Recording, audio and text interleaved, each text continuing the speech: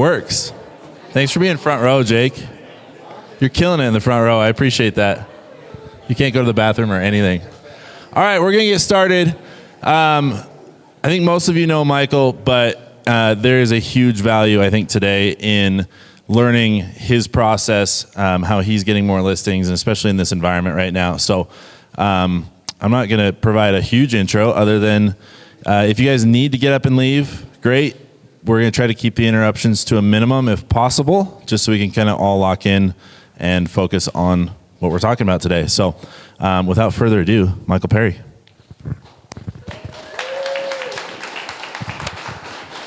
Hi, everybody. Are we happy today? Johnny, are we happy? Thumbs up. Okay, this presentation, I think, was built from necessity. I'm gonna wait for all the people to sit. Hi, Chris. How are you? Okay, so this presentation was built, I think I was on a flight after the NAR lawsuit happened, and my knee-jerk reaction was, this is terrifying, what can we do about it? And I think as the weeks have passed, I actually don't think it's going to change too much. I do think we're gonna have standard practice, all that will be different from the buyer's agency part. But what made me think was, I've been to so many conferences, I know so many people who are so good at what I'm about to present at. I do some of these things. A bunch of people I'm talking about are on this stage or on the presentation.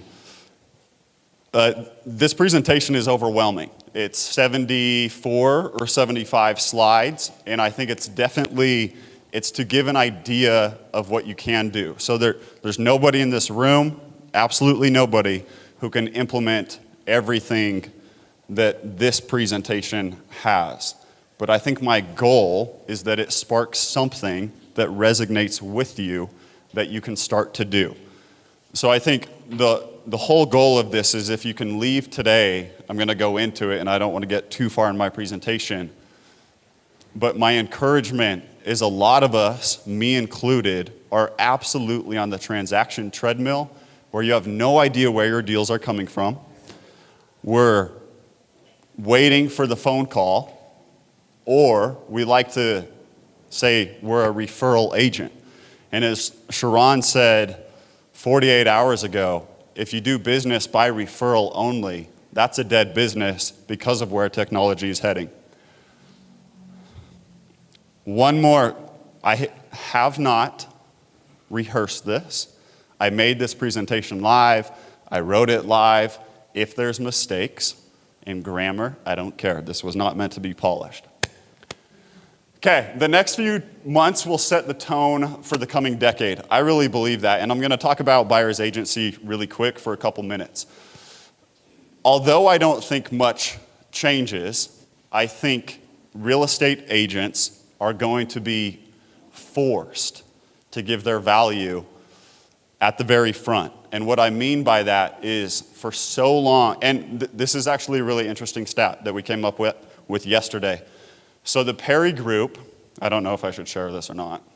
The Perry Group, on average, buyer's agent commission collects 2.67%. Is that correct, or is that the state? 2.67. What's interesting, on the listing side, can anyone guess what we collect, what we charge? On average, we have a pretty good data set. For the listing agent. When we collect a check at the very end, and raise your hand please, what do we collect on average? Boom, 1.9. So what does that show? I want this to be an interactive. Can anyone guess what that shows?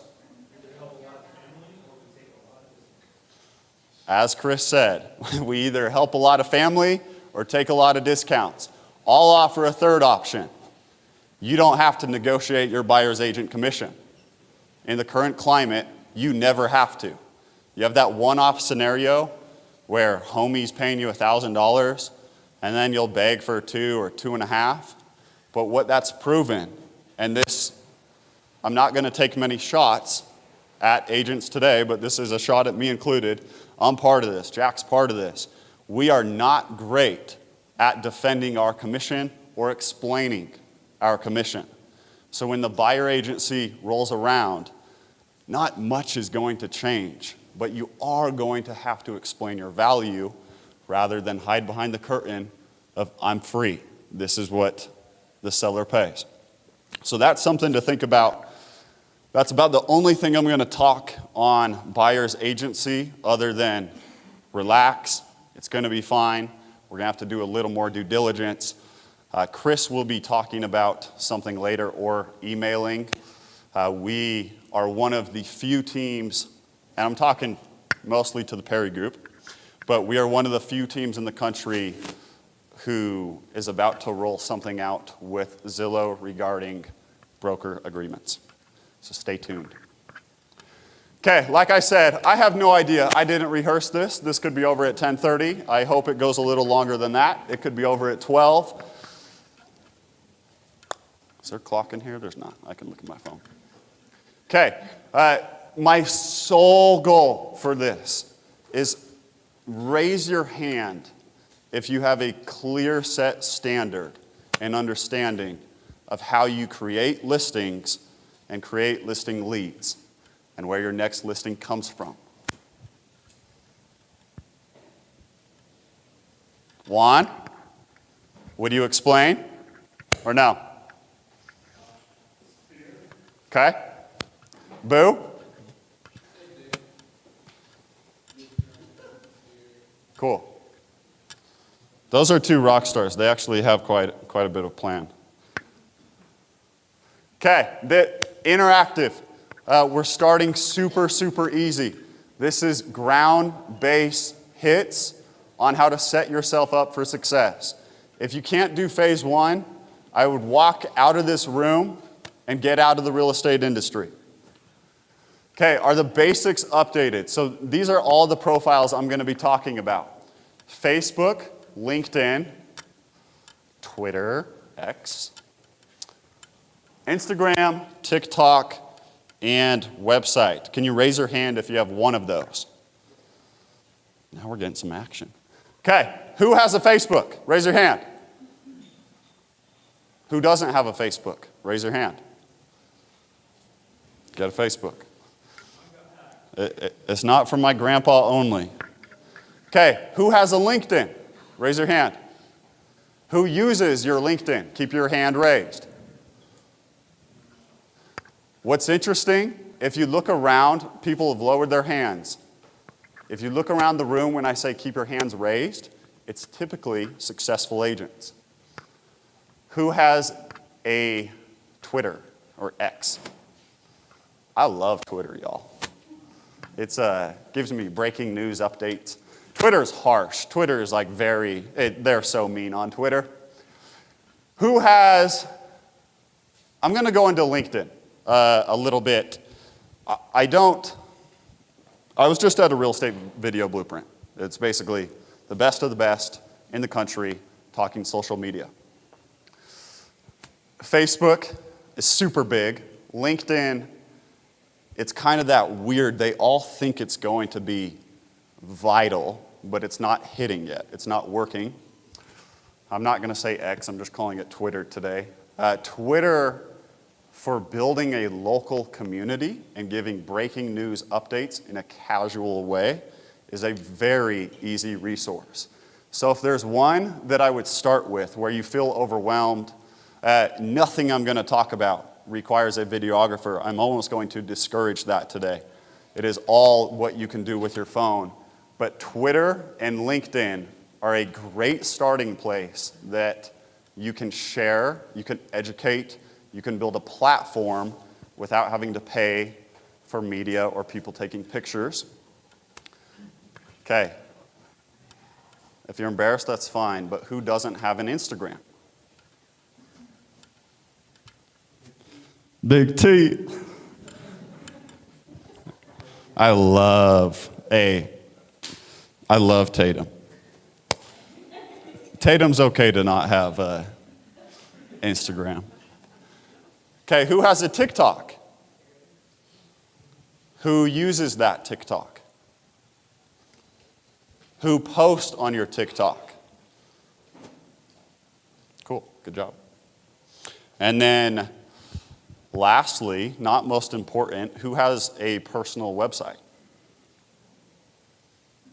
That's way more than I thought. Okay, so I'm going to share some resources where to build a website later.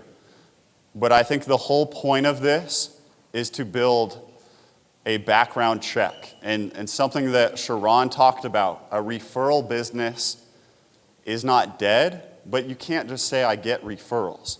That's a very draining, very scary way to do business without a plan. So my encouragement to you is get a website to where people can at least do a background check on who you are. A website is a great place to have what you love to do, your social media, your blog, which is one of the easiest things that you can do that we'll talk about. Okay, like I said, we're starting super basic. Professional headshot of my friends Juan. You look good. And then Juan's in the back. Give it up for Juan. Juan always looks good. I don't know if I'm allowed to do this, but I was sitting at Starbucks just screenshotting people and then putting them in my presentation. So hopefully I can do this. Hopefully there's not a copyright thing. And then my good friend, Katie Day. This is something I'm going to explain, and I'm going to cover a lot. The whole point is to just spark something in your head. You don't have to do everything. I'd venture to guess this is how Juan looks a majority of the time, and every time I see him, and this is how he shows up to his appointments. If you show up looking like Katie Day, do not take a headshot like Juan. Does that make sense? If you show up in a hat and a t-shirt, which I show up like that a lot, there's no issue with that. Do not, I repeat, do not take your professional headshot that you're going to put everywhere in the world in a suit and tie. Okay, really, and do as I say, not as I do. This applies to this one. I wish so badly I could get good at quoting people, but that one I did get right. So do as I say, not as I do. This is something that they talked about at the video blueprint. I'm not going to tell you why, but every single person said this, so I'm not going to go into an explanation. Your headshot should be the same on every single platform there is. Does that make sense? So going back, Facebook's a little more family friendly. Congrats. Put a picture of yourself, not of you and your partner or your child. A dog works because it shows who you are, but it is a picture of you. You're not offending anybody. Then, like I said, headshot must be how you show up.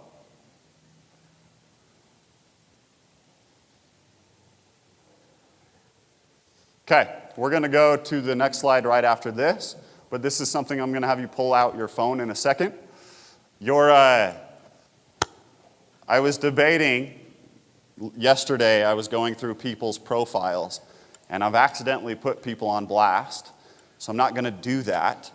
But I was going through people's profile pictures and their Instagram bios. There were a couple that I had no idea they sold real estate, which is a problem. And then they told me they sell real estate, but I have no idea where they sell real estate. And is that a problem in today's world? Can anyone tell me why that would be a problem? Come on, that's an easy answer. Johnny. Everybody gets stalked. Yes. Say it again. Everybody gets stalked. We help a lot of buyers. We help a lot of sellers. So if if I get a call and somebody says, hey, Michael, do you service this area? Is that a problem? I found you on Instagram. Do you service this area? Yes? No? That's a problem. Okay, so here are some examples. I'm shouting out a lot of friends today, so pull out your phone, change your bio, and go off private. These are, we'll spend a couple minutes doing this. Actually, before you pull out your phone. Real estate professional. Show who you are. I'm for being professional. So this is kind of the analogy I would give. If you drink on weekends, cool. If you post, but if you don't, so if you drink on weekends and then don't post your real estate activity, there's nothing you can do that's stupider. If you post that you do real estate, that's step one. Step two should be post that you got to drink with your friends on weekends, that you did something fun. You need to do both. But if you're going to pick one, if you're going to pick personal or business, pick business. And then my encouragement to you is slowly feed into personal. Okay, so why I said that, mark that you're a real estate professional. I like real estate agent. I don't love real estate agent. That's like, real estate professional, realtor, real estate consultant. There's a bunch of things you can do. Area you service, give some personality. So, are you married? Do you have a dog that you love? Do you like playing video games? Are you a football fanatic? I would do something that mentions a little bit of who you are. And then, that's a great line by Katie Day, real estate team servicing the great state of Texas. This is really interesting, and this is done purposeful. Can Katie Day service the state of Texas? There's no shot. Why not, Chris? Texas is giant. But what happens if Katie Day, who specializes in Houston, says, serving the great city of Houston?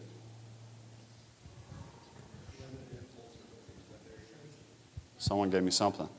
What did you say? It confines her to that area. Confines her to that area.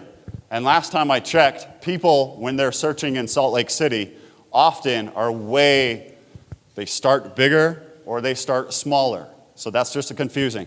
I would say a great example, I would say Utah, or I would say Salt Lake City, Davis County, Park City, all those kind of things.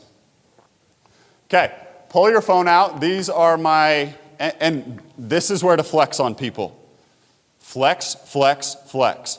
Okay, so Katie Day, who's not a flexer, is the Move Me to Texas team at Real, servicing great state of Texas. This is kind of why I recommend having a website. What people often do, people never, this is what they talked about at the conference, never really do a call to action to your website.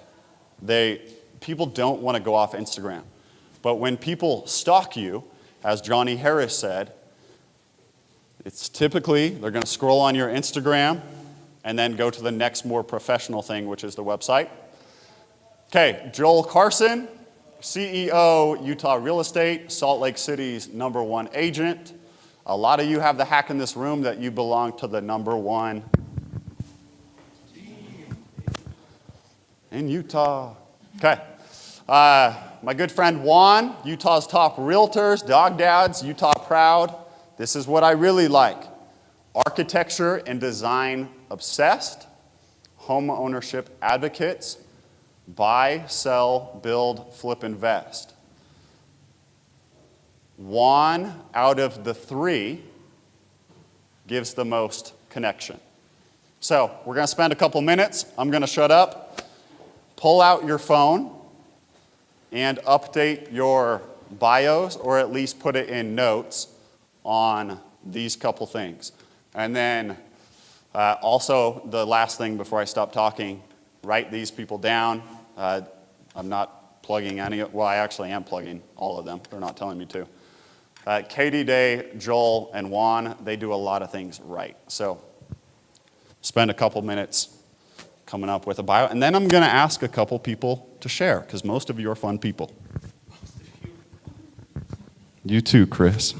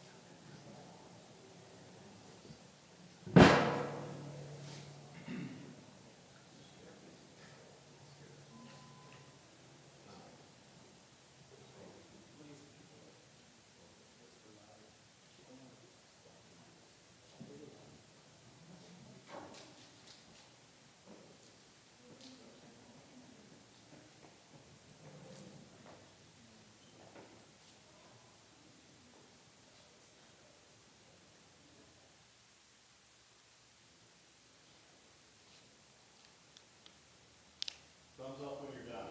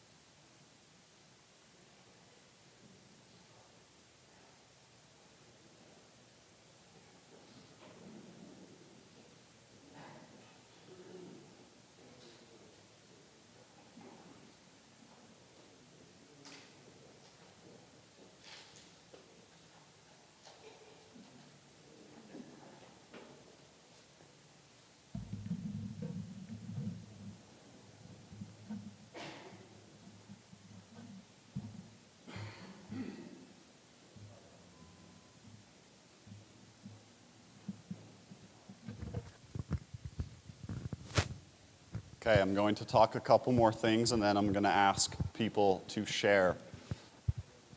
One of the, I'm featuring Scott a bunch, so I don't feel as bad. But what's really interesting is Katie Day, and this is a bonus. Why I'm having this presentation is because I think Utah does it really terrible. So if you go to Austin, Texas, or Miami, or just about any other city, you have a real opportunity in the next couple months before the social media market gets extremely saturated in this state, from home tours to YouTube, etc. So something I'm going to mention, and then I'm going to ask people to share. Does anyone know Katie Day's Instagram username? What is it, Emily? Okay, cool. And then, does anyone know what Paige Stecklings is?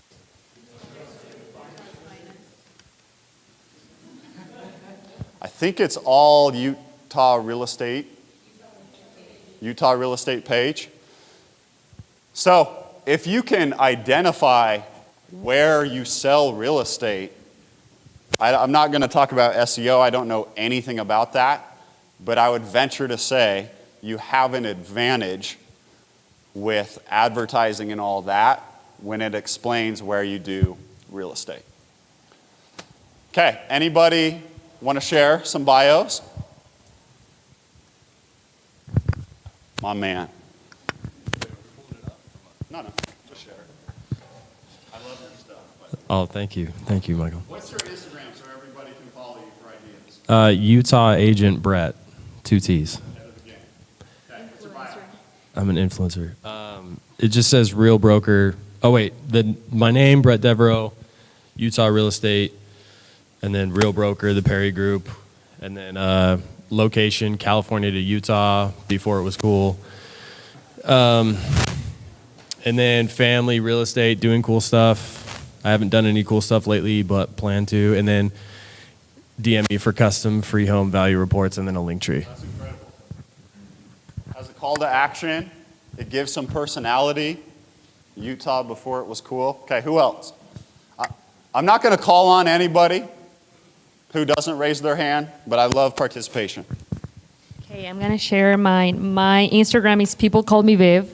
Probably I don't know. I have a lot of people know me already. So it says Realtor Utah. I live in Daybreak, so I put Daybreak, the Peer Group, Adrenaline Addict, and book a tour below. And then I have my tour guy link. Good job. Anybody else? No, but I like eye contact too, so I'm not going to call on anybody. So when I walk close, you don't need to go like this.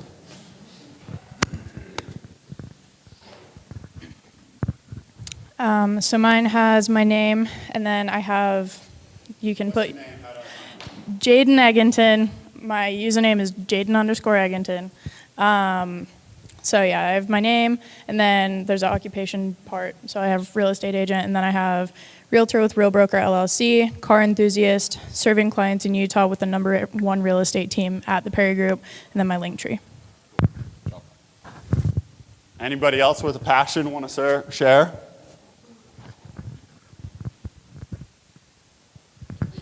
So I'm leaning into CTR with my initials. So it's CTR, Choose Trevor Realty, and then listed out husband, dad, Real Broker LLC, and then my link to my calendar. Couldn't come up with a smarter thing to do. Good job. Okay, moving on, and I promise we're going to get to listings, but you need a base before you start getting these. Okay, this is one we're getting a lot, especially with the moms in the room, scared about privacy and kids and going on private. Just be smart. Don't overshare what you don't want seen. Something I don't do, for example, anymore is I don't share when I'm gone. I post after I'm gone. So if there's weirdos in the world. Like if I go on vacation, I'm going to post about Houston when I'm back at my house. But that is one thing. We are in a world that is absolutely public and has to be. You have to go off private. Just censor what you post if you're embarrassed. Okay, are your review pages correct? This is the next thing. So I'm talking Zillow, Google, Yelp, whatever else you have. This is where you can absolutely dive into who you are, what you service, and what your style of homes. So for example, I probably get a buy or sell referral once every other week. And what's really interesting, you never know what actually sparked this, what search engine, where were you at. But I can tell you almost every time something is referenced in my bio that I've helped relocate a bunch of medical people. I help investors purchase homes for their kids going to college. That is something I would do a novel. Do not take that for granted. I think what's so interesting about today's world with how quick we have access to everything, and kind of example I'll give that was talked about at this conference. For so long, you found someone on a website or you found someone on Instagram, and that was it. There wasn't a trail of pages. But with how quick we've gotten, with how fluid all of the apps are with each other, you see people bouncing from website to website, app to app. When they're stalking you, like Johnny said, wherever he went, they are stalking you, and they're absolutely finding out everything about you. Okay, shout out Abigail. This is we're talking build the foundation. Everything you do needs to look good, needs to look similar. So really easy, simple. Not going to tell you how to do it because I have no idea how. My guess is you can go to Etsy, Canva, and come up with an email signature. Or Yana. Yana, do you do email signatures? Gangster. Go to Yana and come up with an email signature. That's just a little thing that when you get an email from Jeff Justice or Liz Slager, it's just like, you just understand why they sell a lot of real estate. It's like every little minor detail is good. Okay, we are in a world now that is on full display. Actions, behaviors, what you do for fun, who you are, privacy in today's real estate world, whether you like it or not, is a massive negative. Privacy in today's world, whether you like it or not, is a massive negative.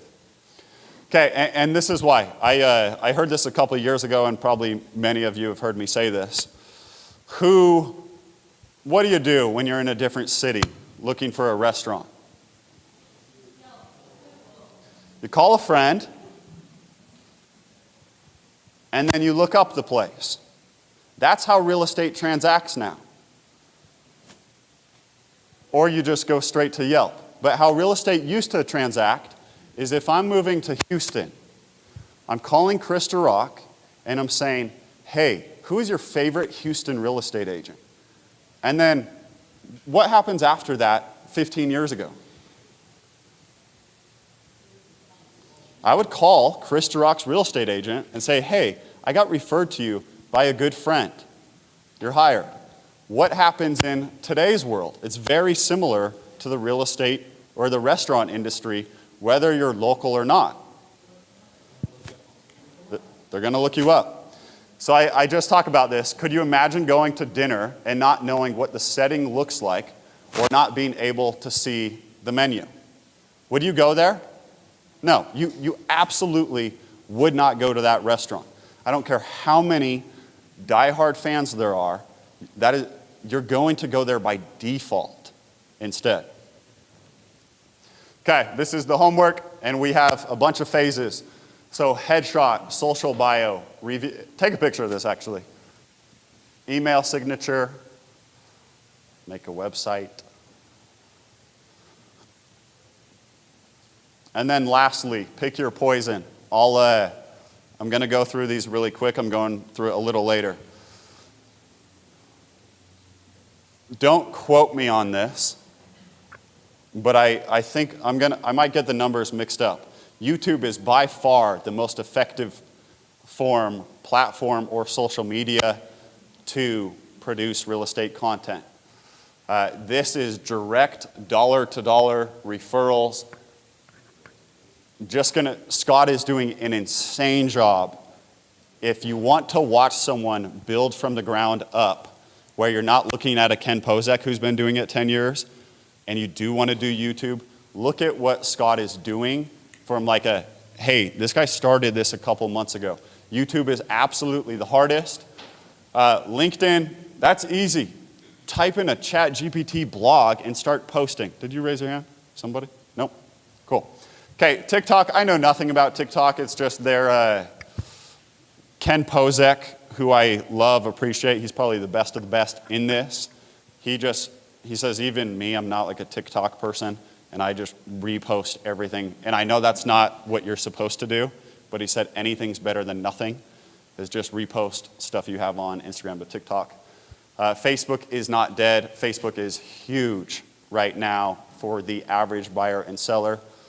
And then good old Twitter. Okay, the listing agent difference. This is something that everybody good? Not overwhelmed yet? Cool.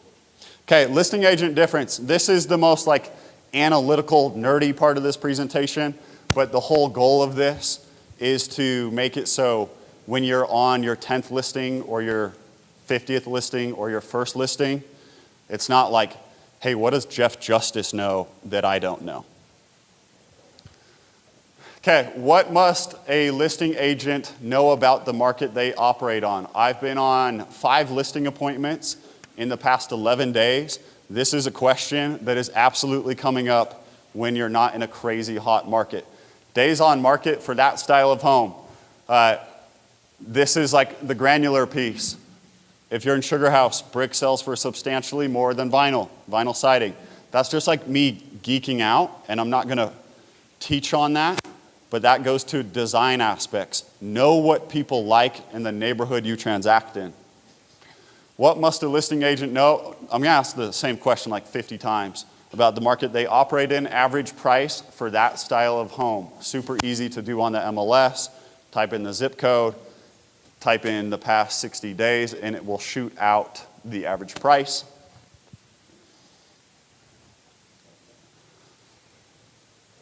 Okay, this is why I would encourage social media, because I think if you go to the top listing agents in the state of Utah, what must a listing agent know? They know everything. Has anybody ever heard of the legend Mike Lindsay? He freaks me out. He is one of the best agents I've ever met, and he freaks me out in a good way. I love Mike Lindsay. He knows everything about everything.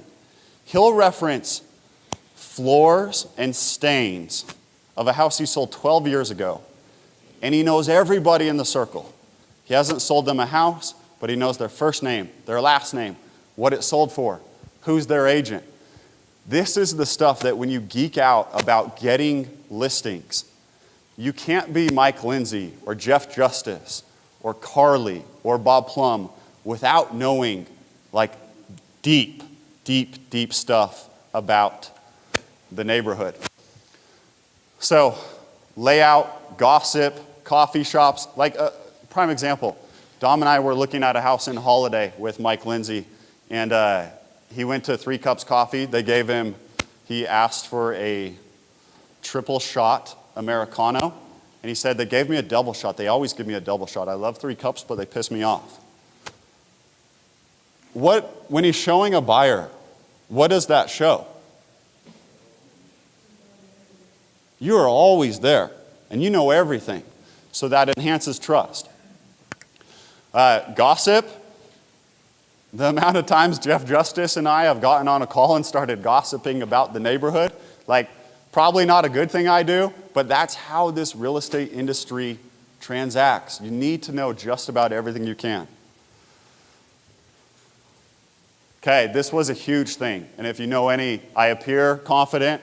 For the most part, I am. But when it comes to contract negotiations, kind of a sissy baby. I don't ask for business. I get referred a lot of business. That's not a great place to be. So something that I heard at a conference about a year ago was when you're not getting these listings or when you're not getting these buyers, it's because when I'm competing against Thomas Wright in St. Mary's, he's saying, will you let me sell your largest asset? It's not, hey, I'm Thomas Wright and I do things really well. The best of the best, no matter how cool they are, they ask you directly for the business. Something I'm going to go into a lot deeper in a second is become the neighborhood resource. So I'm going after Scott a lot today. He is definitely someone who is trying to become Mr. Willow Creek. Is it niche down or niche down? Niche? Niche, Maggie? Okay. This is something that they talked about. Where is would the average and this is going to sound like a trap question. Would the average person consider Liberty Park Sugar House? I'm going to answer that question for you. Yes, they absolutely would. Liberty Park, by default, is kind of Sugar House. A neighborhood resident of Liberty Park, would they say they live in Sugar House? No. Would a resident of true Sugar House say Liberty Park is part of Sugar House? No, they would not. The whole point of that niche down is pick a neighborhood, pick Yale Crest, pick Liberty Park, pick Marmalade, not Avenues and Marmalade. Pick Capitol Hill and get really good at this neighborhood. If you look locally or across the country, I'm going to give some examples.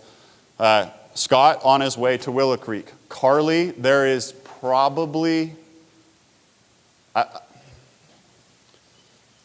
don't Carly is insane at what she's done. What's her last name? Nielsen. Carly Nielsen in Yalecrest, Niche Homes. There is not an agent who has become established in a neighborhood where she gets so many referrals quicker than Carly. So her name is Carly Nielsen. Write that name down. Jeff Justice, Bob Plum. There's not an easier way to do real estate once you get good at this. This is how you get listings.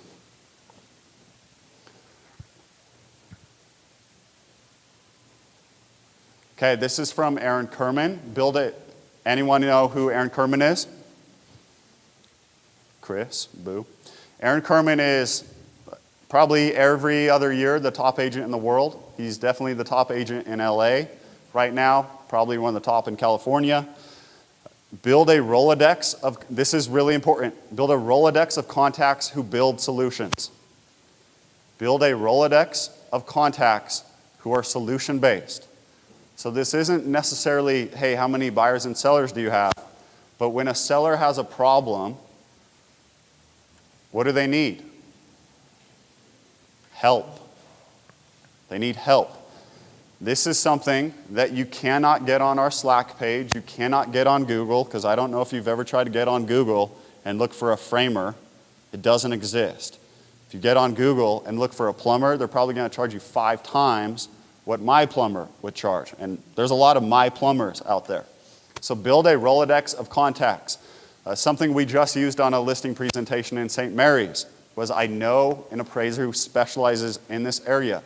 I'm just planting seeds of I know this area, I live in this area, I'm doing more than the person who's going to come through the next door. Okay, can anyone take this is a Salt Lake real estate firm on the top left. Can anyone take a guess who this is? What the firm is? Boom! Who said it? Julie. How'd you know it was City Home? Can I? It just looks like what I've already seen them do. That's the answer I was hoping for. It's a pretty house. When you see a City Home listing, what do you expect? The same thing almost every time. Get a design eye, and you don't have to be with or marry or be interested in interior design, but it's really hard to compete with Cody Derrick when you don't care about design, when you just want a paycheck. This is also another listing that this is why I'm for the NAR lawsuit. One is working for their client, one is working for their bank account. Don't be the agent on the right.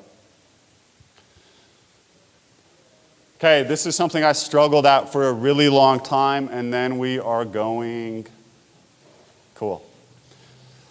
This is something I struggled at for a really long time. Take a picture of this.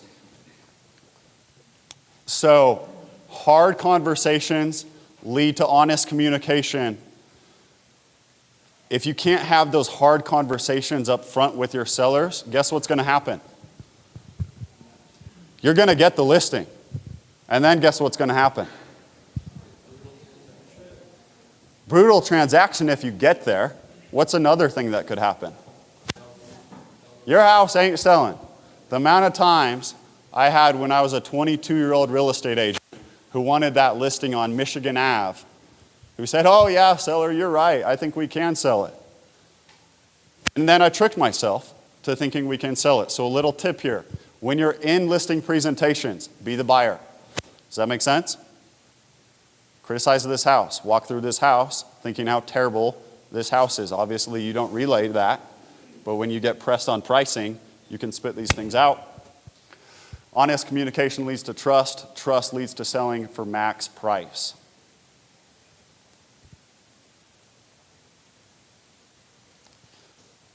Not going to touch on buyer settlement, but we, me included, have never had to be contract experts. If we want to compete with lawyers, or if we want to compete with the top of the top, who here has read the real estate purchase contract and buyer broker word to word? Raise your hand. Okay. Any brave souls who haven't? So we have one person who's not a liar. There's a couple liars in this room. Okay, next. If you've read it, raise your hand if you could really explain the real estate purchase contract and buyer broker agreement. Cool. That's how it should be. July 1st, you will be asked to be a contract expert in every sense.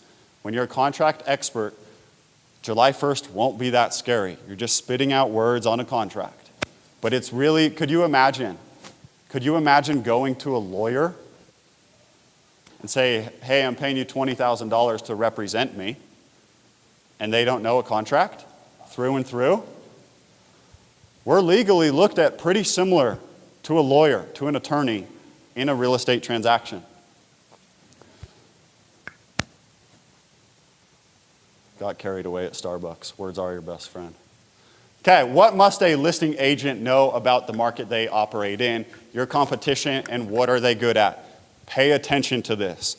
Like I'll say this probably 10 times in this presentation. Success leaves clues. We're going to go agent by agent. Has anybody in this room talked to Joel Carson? Okay. You just talked to Joel, Whitney. Can I call on you? What is Joel really good at? Call on you later. Unless you want to share. No?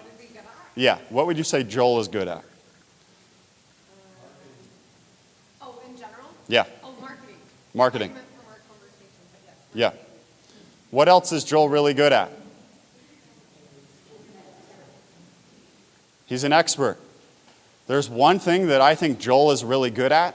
He's the best he is the best communicator I have ever talked to on the phone or in person. So you get like 5 minutes with this guy, you are his best friend. I've seen some rough experiences from like clients, how they have with me or Joel, but as an agent, which will be so important in tomorrow's world, July 2nd, communication is vital. Joel is a master at communicating, and he just advertises more than everybody. Okay, Carly. Carly Nielsen is Miss Yale Crest. She's incredible. I think the best way to describe her was if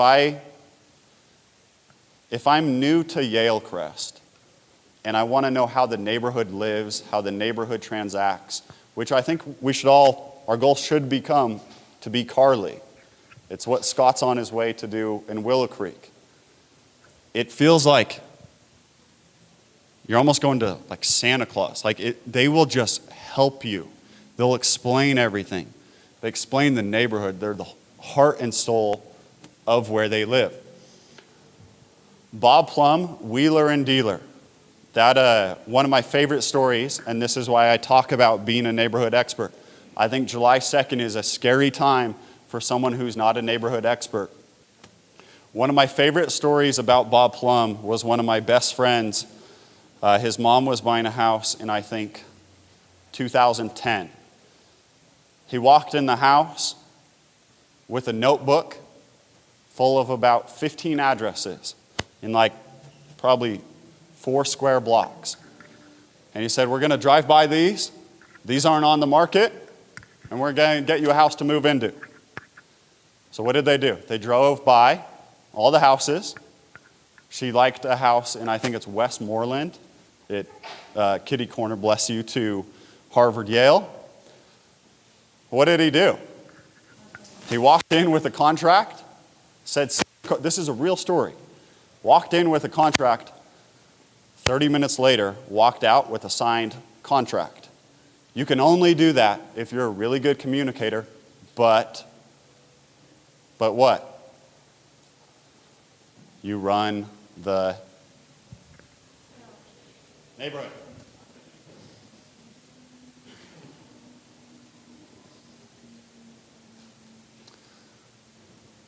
Okay, raise your hand if you can think of someone who is your competition or who's really good at real estate. Cool. There's about 15, 20 hands.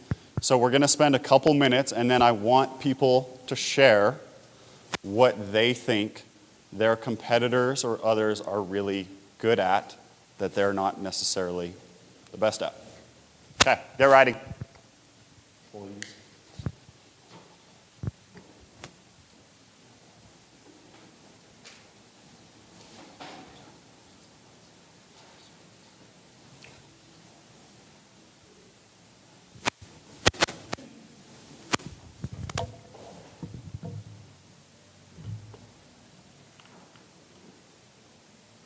This is interactive. Let's hear some talking amongst you. It's too quiet. Too extroverted for this. Hi, Chris. I might be.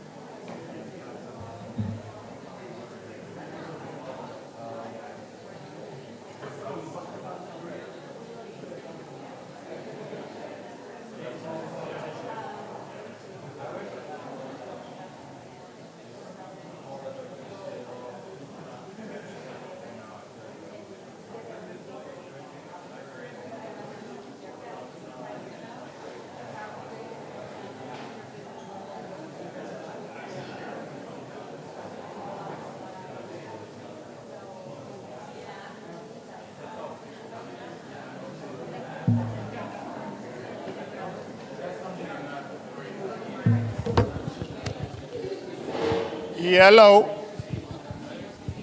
Kenny. Okay, TikTok. Come back here. Stop talking to your friends, please.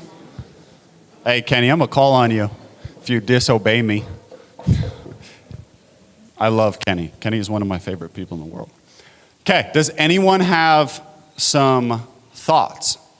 Or, okay, Tanner, then we're going Scott. On what your competition looks like. Yeah, so I'm under the investor agent umbrella, I'd say.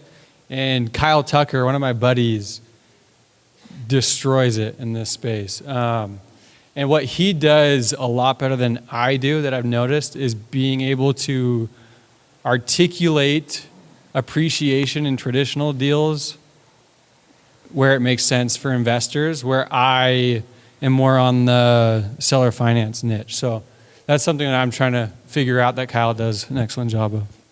You both do good. Very good. Scott? Okay, I want one more after this. I'll give two examples, one as it relates to my YouTube channel, and then one as it relates to geofarming my neighborhood. So I'll try to make this quick, but my number one competition in my neighborhood, his name is Peter Felice. He actually sold me my house. And he has roughly a 12 to 15% market share in my subdivision, which is the top, but certainly I think there's room to overtake that. He does a really good job of marketing. So I get postcards from him still to this day. So I'd say his overall marketing to my neighborhood is really good. And then specifically for YouTube, and hopefully this guy isn't here, but his name's Cody Steck. He is probably the top YouTube channel in the state of Utah. Incredibly consistent. He's posted 432 videos since 2020. So he's been doing it very consistently for the last 4 years, which shows in his analytics. So I would say that's his top quality and something that I think requires to match, if not beat, if you want to be in that space.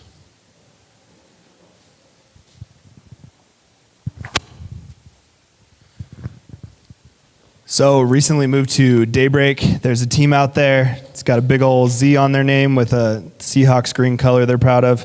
Nobody that I have known in all of Salt Lake has sunk their teeth more into an area than that. The husband helped found Daybreak. The wife is a city council member. Their offices are in the heart of Daybreak. They sponsor every single event everywhere. They put on stuff, and then they have recognizable signs and colors. I think what you see, what Chris just said is really interesting. And if you look at Carly, who I would relate to, Carly has probably done what Xander has done in Daybreak and Yale Crest. Council meetings, board meetings, wondering what's happening with ADUs. Really good agents who are hyper-local are almost always insanely involved in their community. You raise your hand?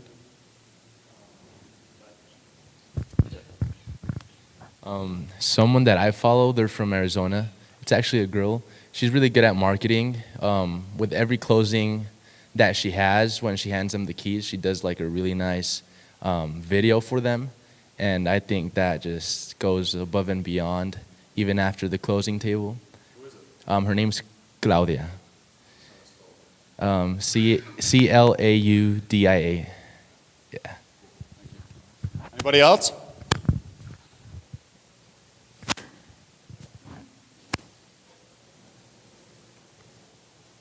Last thing I'm going to say before I move on, there's absolutely no issue, and I'll reference Liz Slager.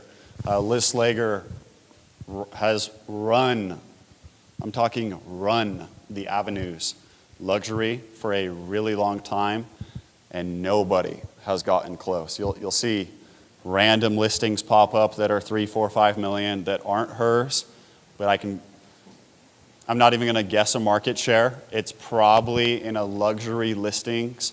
She's chilled out now. She's kind of semi-retired. But I would venture to say probably 40% of the market share. Which if you're selling 40% of $2 million houses, you're living a pretty good life. Why I brought her up, and Thomas Wright, or just about anybody, there is no problem if you find a way to communicate it the correct way, bragging about your stats. What every single one of these agents does when they leave a listing is inform that seller that they are absolutely better than the person who's coming behind them or who came before them. That stuff's really important. I think we all think that everybody knows that. Nobody really cares about real estate. Like if you actually ask how many people know what's happening with the NAR, it was put on every platform, every podcast. People are like, yeah, I heard about it, cool. That's how it is with sales. Okay, this is now we're going into some action items on how to actually create listings. So the base presentation is over. You've done the groundwork so when you are in these rooms that you can sell these houses. And that's what we're all good at. We're all really good at training how to win the listing appointment. But do all of you, raise your hand if all of you feel like you get a ton of shots at bats, as Hannah said, that I copy all the time, at listing appointments? No, you don't. That's the thing that needs to be trained on. And that's what I think I'm going to hopefully encourage and build today. Build your brand. Okay, we're going through like 5 quotes on quotes that just kind of hit me. They were like, when I read them, when I typed them in, I think they're very, very relatable to the real estate industry. A brand is no longer what we tell the consumer it is. It is what consumers tell each other it is. And kind of a stat I'll give, it's going to be a rough number. But when somebody loves your experience, how many people do they tell? And this number is not exactly right. It's like 2 to 3 people when they love the experience with you. When they have a really bad experience with you. Studies have shown, how many people do they tell? 10 to 12. It's wildly different. That's unfair. So you gotta do really good. And also what that tells, don't mess up. When you have these opportunities, don't just show up. Be buyers and all this other stuff, you can get away with it. But there have been listing appointments that I've gone on and I've done it right and I've done it wrong, and they both have changed my career for the good or bad. I remember walking out of one. It was a luxury listing in Daybreak, and I walked out. I wasn't prepared. It was far away. I was 5 minutes late, and I walked out, and I said, number one, I lost like $85,000 by not being prepared. So that's kind of a big deal. But I might not ever get a shot again to list a house like this in Daybreak. And when you list a house like that in any certain area, what happens?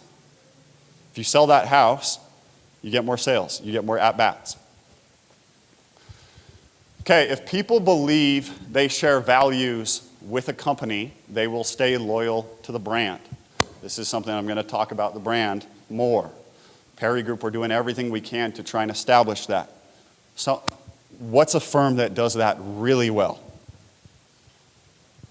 City Home Collective. I know like 1 or 2 people there, but I absolutely know what they stand for, what they like to do. And then the one that gave me chills, and July 2nd is my birthday, but the day everything changes. Well, the day after. So when I reference July 2nd, that's the NAR lawsuit day. Day after. The one that gave me chills in today's climate, and this I think is really pressing and important in today's real estate world, and a lot of us transact like this. If you are not a brand, you are a commodity. Does anyone, I like interactive. Can anyone share what that means to them?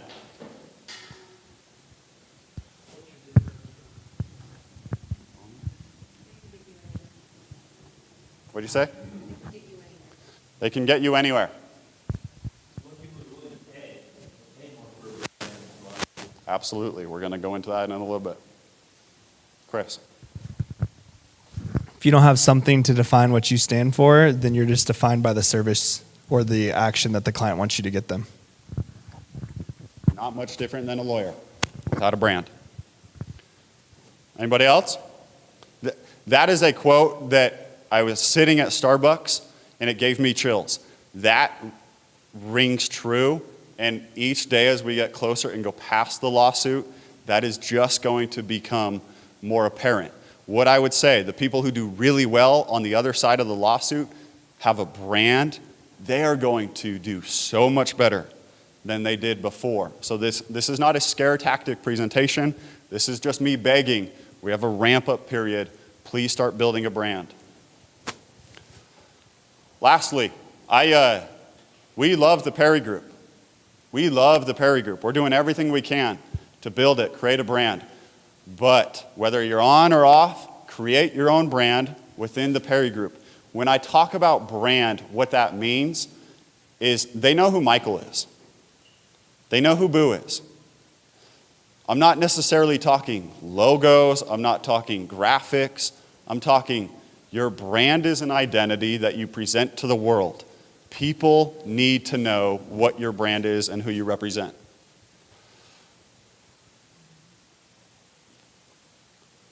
Okay, Chris said a comment, I said a comment, transaction treadmill. Transaction treadmill is what I was not this from 2017 to 2020. I was this from 2020 to 2023. I was a transaction treadmill. I didn't really care about anything else. I was a great agent, but I didn't really care about anything else but closing the deal, closing the deal, closing the deal. Rinse and repeat, rinse and repeat. We met with Joel Carson at Alpha Coffee. Was it Alpha? I don't know. It was a couple of years ago.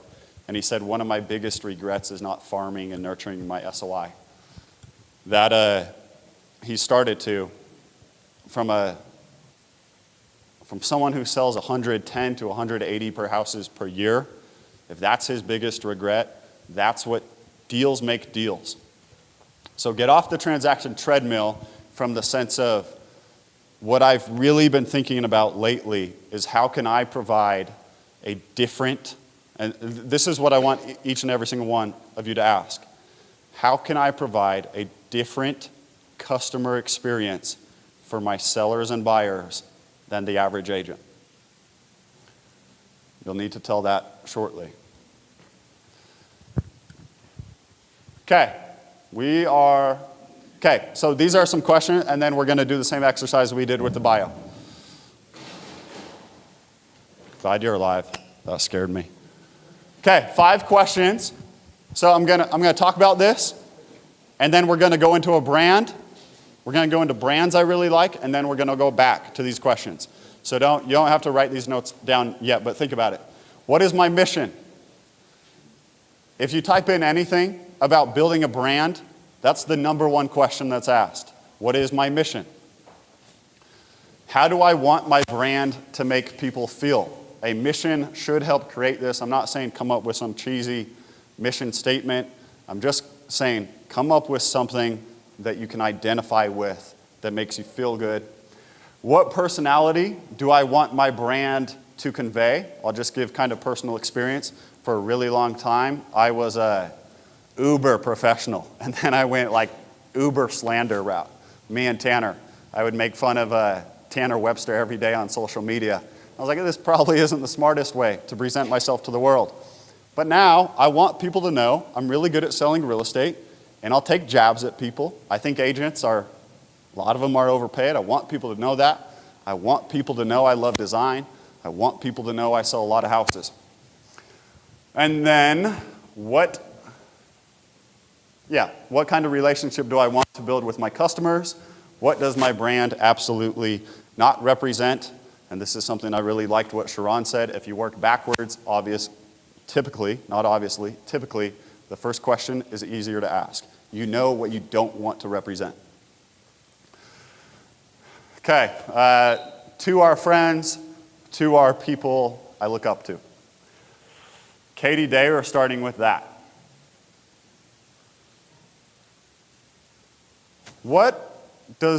Katie Day's pretty well known. What's Katie Day pretty well known for that she likes? Shoes, sneakers, and what else? Working out, but more specifically. Health? A little more specific. Likes to do hang cleans at CrossFit. That's who Katie Day is. Katie Day has built a brand that people like and they can appreciate. Like I said, show up on Instagram, on social media, how you show up for others. If this were me 2 years ago, I would think people would really care less about shoes. People would really care less about dress. People would care less about fashion in the real estate industry. She posts this like 3 times a year, different videos, just random people's shoes. So you don't have to be the best content creator. Just go around and start filming stuff. Okay, my friend Paige, insane listing videos. She's super funny in person, and she's super funny on Instagram. She's very relatable. I don't have sound, but did anyone watch her last video about decks? Big Deck Energy. Just look it up. I was texting her how creepy and terrifying it would be if I made that exact same video. Go watch it. I think I'd get canceled. Okay. Well, I might live in your basement if things go wrong. Okay, and probably could have been an actress. A couple things about Paige. When you see her, we're going to go back to this. I don't know her mission, but it appears she wants to sell as many high-priced luxury listings as possible. She wants people to feel welcome. She wants it to be fun. She wants it to be relaxed. I don't know who she doesn't like working with, but I think the whole point of that is every still graphic she posts is very professional. It's very similar. I'm pretty sure it's Canva. It's the same style graphic over and over. This stuff does not need to be hard. Listing videos, super creative. That's the hard part. And then very relatable. What's really interesting about Paige, and it's kind of evolved over time, she's gotten, I don't like controversial people. It's like nothing makes me cringe more than when someone gets on Instagram and like goes deep into politics. Like that just scares me. I don't care the side. So I'm not saying this, but what I'm saying is she's gotten really uncomfortable with doing things that like are kind of weird or would kind of offend people in the sense of, hey, this isn't normal. And some examples I'll give. She did Big Deck Energy, not going to explain what that means, but then this one,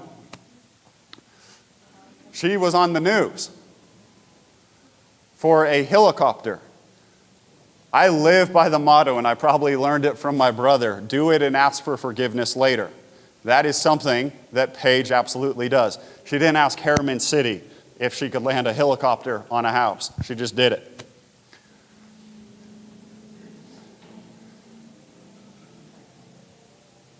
Okay, really interesting. This is he's a hard one. Aaron Kerman is one of one. He's like the Deion Sanders in my mind of real estate. So when you see what this guy wears, don't feel inspired and say, I'm gonna dress like this, because you might not be Aaron Kerman.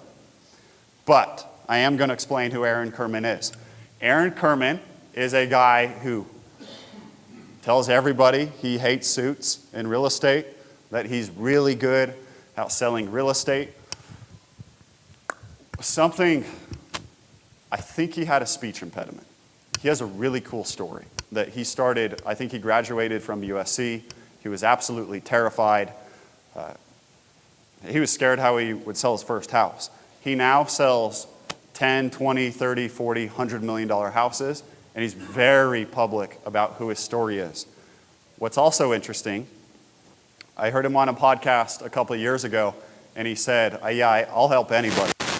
Me and my team, we will help anybody sell real estate, whether you're leasing or you're buying a $300,000 condo. It's probably $500,000 condo in Hollywood Hills, a nice little shack. Or you're selling a $100 million house. But he will help anybody. But what he's done that's really interesting, that I think this room, me included, can do a better job of. I don't love the just solds we're posting. I think it's really weird if you're trying to create a luxury brand. If you're trying to create a luxury brand and you want to have that luxury brand and you're posting this tiny sugar house home that's beat up. So just be a little more selective and careful of what you're posting. Post about that sale, but do a really cool graphic in Sugar House. And that's where I go back to Paige. Post a graphic like this that said just closed in Sugar House. not of the ugly house where the overpaid realtor took flip phone photos. Okay, Cody Derrick, who is absolutely the first to do it in Salt Lake, the master of it, brand, probably competes in the world of real estate for creating a brand that people know. Sorry. Before Aaron Kerman, to me, in my world, and it goes back to that quote, it's what people think about you, what people talk about you. Luxury, casual, LA is the best city on the planet. That's what Aaron Kerman thinks. Okay, this is what Cody's, the top left. Or that might be Brian. Yeah, I think that's Cody. And then Cody's right there. Cody is community, design, and humanity. He is very, and this is where I go to like talking politics. I'm not saying don't talk politics. Cody absolutely talks politics or what he stands for, but do it in a respectful manner. He is obsessed with design. He's obsessed with building a community within his community. He throws events around his community and what his community likes. And then loves humanity. Okay, write some, and talk. Thank you, Chris. It was a lot less awkward when people were talking. Use these questions for a reference, and then I'm going to ask some people to share. If you get stuck on one, move on. Like, don't come up with a mission statement right now. We've spent 4-hour meetings trying to do that. So just say, go with all the other questions and the easy ones.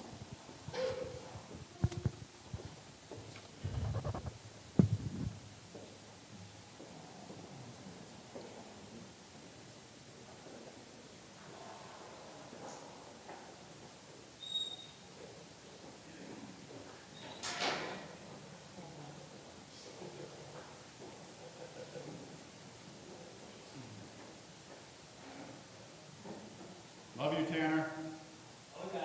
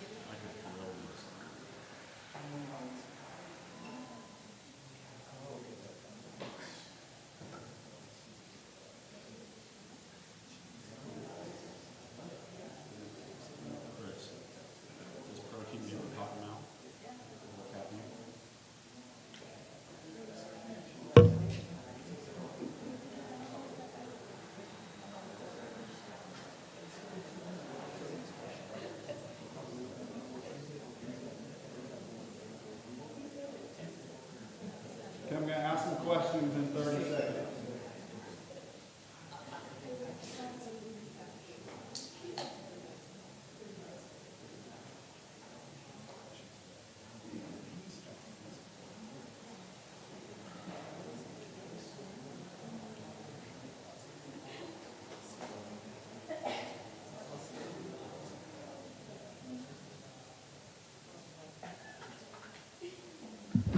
Okay, let's wrap it up. Does anyone want to give some question or some answers to these questions?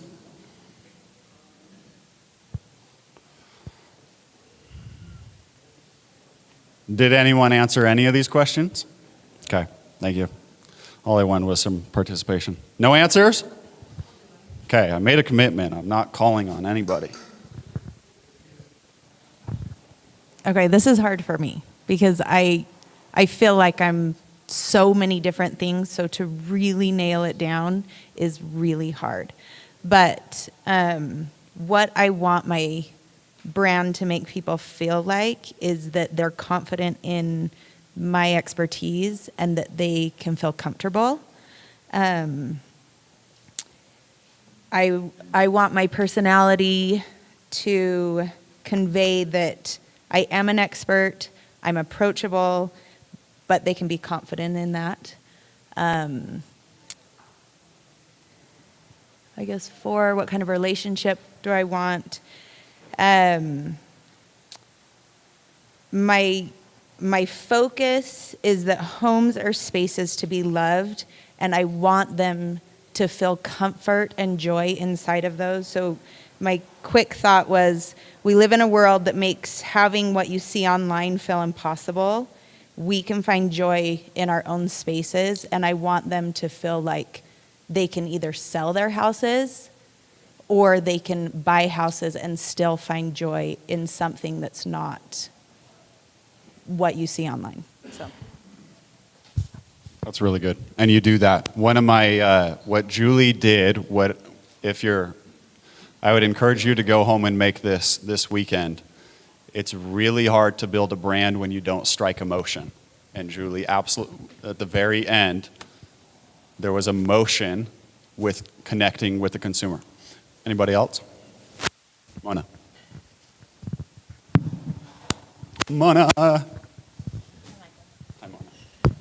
Maybe it's like a mom thing with me and Julie, but definitely like wanting to make people feel comfortable. But my biggest thing is education. I think that's something I've always harped on, is educating clients, especially because my main source of clients is first-time home buyers, so they need to be educated very well. So I like to post a lot of videos, like educational videos on my Instagram. So I want people to come on my Instagram or my social media to me, know that they're feeling educated and that they are welcomed to ask me any questions, that they feel like they can approach me to ask anything without feeling like it's a dumb question or anything. That like, hey, if I have a real estate question, I ask Mona. And then I want people to come to like my page and feel relatable, especially being in Utah, being a mom, like it's very relatable. And that I am an advocate for them, and that it's like a judgment-free zone when it comes to education.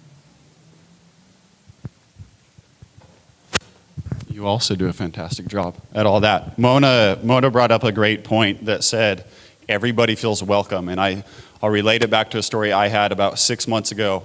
I had someone who, I've really tried, I try less hard on it now because I think you have to live life a certain way to do the luxury space.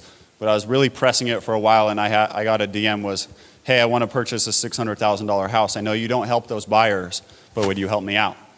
So 2 things that happened. Number 1, what I was doing kind of worked.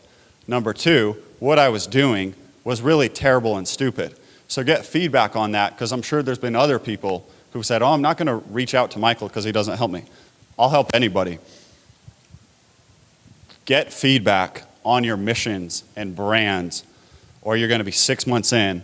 And that was something that they brought up again and again at the conference, was all this stuff needs to be done through feedback, or you'll wake up 6 months in and be like, this was all pointless and stupid. Anybody else? Mine has always been for a while. Mission, luxury to the everyday. Make people feel that luxury isn't a price point, but an experience. Nobody steal this or I'll cry. Brand, convey that it's not about what you wear, but how you treat people, make them feel. Relationship, lifelong friends. And absolutely not represent that I only do high price points and I don't want, if you're a lower price point, you're beneath our business. Chris does great at that as well, and then he closed a senator. I don't know if that's illegal for me to tell people that. I don't know if he's a senator. He closed a really big home in Deer Valley. Okay. Anybody else? Yeah.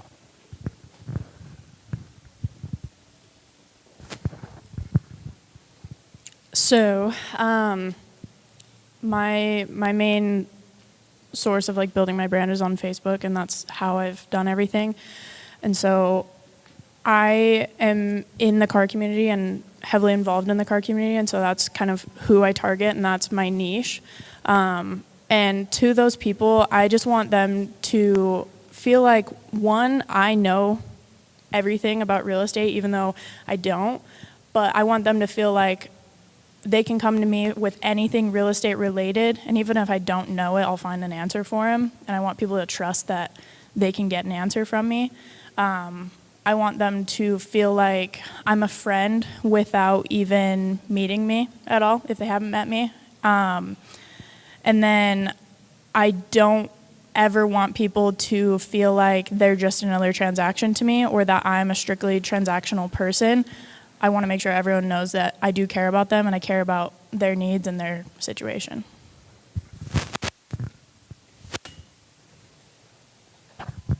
Go back to the niche down, referencing the cars. That's a great thing. And I'll talk about what Nike means to me. I have no idea what Nike's is just to it their mission statement. I doubt it. Everybody's an athlete. What Nike strikes, and this is why I know you're in real estate and something that feels transactional and like kind of boring and kind of everyday, but it's not, and you need to strike the opposite. And I would do the exercise that I once did, and I'm going to give it with Nike, is go through Apple, Nike, whatever brands you relate to, watch their commercials and what does it strike. And for me, Nike, almost all their commercials in my mind was an athlete that shouldn't be here from their background that overcame something really hard and is the best in the world. It inspires emotion, or it starts emotion, opportunity, and all that. And I would go through that when building your brand. Okay, we're going to how does it create deals? Branding is definitely the most long-term play on this. Brands are not built overnight. It's probably I would say a 2-year play at minimum. Brands are really hard to build. But I think with social media, you can build brands a lot quicker than you used to. How does it produce deals? People do deals and send referrals in the neighborhood when there's significant trust. What do you have in that person when you send a referral? Trust. I have an inspector who I wouldn't do anything for, but I would recommend him like crazy because I trust him. Brand builds trust, which gets referrals. This is a huge one, and this is not something that I have witnessed until witnessed is a strong word, experienced until recently. I'm getting about an agent referral a day. And I don't even have a crazy brand. I have a decent following, but I'm on there, I'm posting, I'm consistent. Agent to agent referrals is probably the best thing for building a brand and getting deals, family to family. And then someone mentioned this earlier, but premium pricing. Has anybody in this room ever showed a Sotheby's listing? Okay, raise your hand. We're getting a little boring here. Okay. What do you typically feel when you show a Sotheby's or City Home Collective listing? Very buttoned up. What? I can't hear. Oh, yes. They have water bottle buttoned up again. It's just presented. It's done right. Anything else? That's hilarious. Water. Yeah, it's luxurious. It's put together. This goes into the premium pricing effect. What do you do when you go to write an offer on a Sotheby's listing? People are going to be scared to answer this, so I'm going to answer it for you. You just assume it's priced right. Even if it's priced very high, you assume a Sotheby's listing listed by Liz Slager or Angie Neldon or Thomas Wright is just priced right.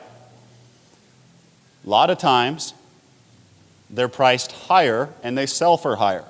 When a brand has trust, you can get a significant higher dollar amount than if a brand doesn't have trust. I'm not picking on anybody, but I think this is a loud statement. We were asked at a lunch and learn, hey, I have these really cool houses in these really nice areas that aren't selling. I'm not going to name the brokerage. It's a rough one. And I said, anytime I walk into a listing that's listed by that brokerage, I think the agent has no idea what they're doing, or it's not buttoned up. It's the opposite of what Maggie said. So do everything you can to build a trusted brand that creates deals. Okay,